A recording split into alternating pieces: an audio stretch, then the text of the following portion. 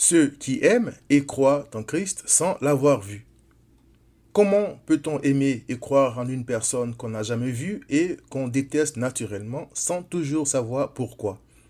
Comment se fait-il que des gens qui aiment le péché croient en Christ et changent de vie sans l'avoir jamais vu?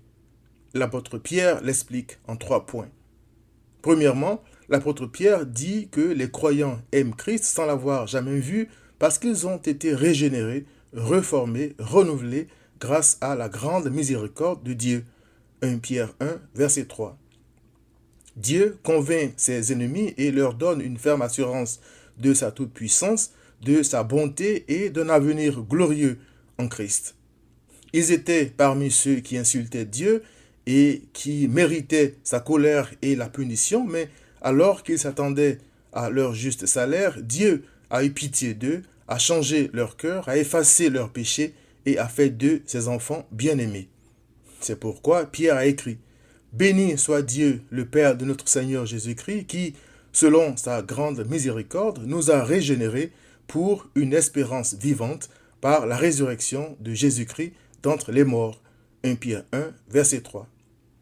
Deuxièmement, Pierre s'adresse à eux en disant « Vous qui, par la puissance de Dieu, êtes gardés par la foi pour le salut prêt à être révélé dans les derniers temps. » 1 Pierre 1, verset 5. La foi, la ferme assurance concernant Christ que Dieu donne à ces gens à travers sa parole, est son instrument pour les garder jusqu'à ce qu'il les retire de ce monde. Il donne à chaque brebis de Christ une portion de cette foi. Romains 12, verset 3. Je croyais que ma foi était ma contribution à l'œuvre de Dieu pour me sauver. Or, c'est l'instrument de Dieu par lequel il garde les croyants et grâce auquel ils aiment, croient et espèrent en Christ. Troisièmement, les vrais croyants ne perdent pas la foi malgré leurs souffrances parce que ces souffrances sont une manière pour Dieu de rôder, de mettre au point son instrument, c'est-à-dire la foi, afin qu'elle reste authentique. C'est là ce qui fait votre joie, a écrit Pierre.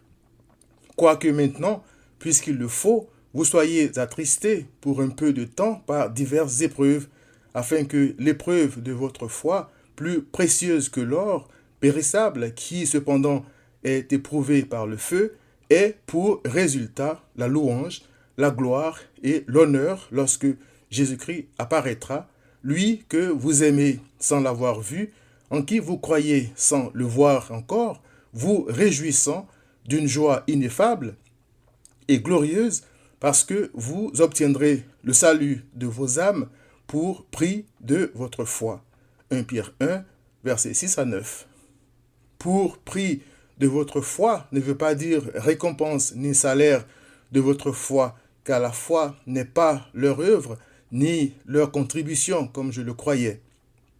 L'apôtre Pierre, qui sait très bien d'où vient la foi, utilise ces termes pour parler du résultat, du but final de la foi, c'est-à-dire la joie parfaite, le bonheur total, la gloire, la délivrance totale de l'âme.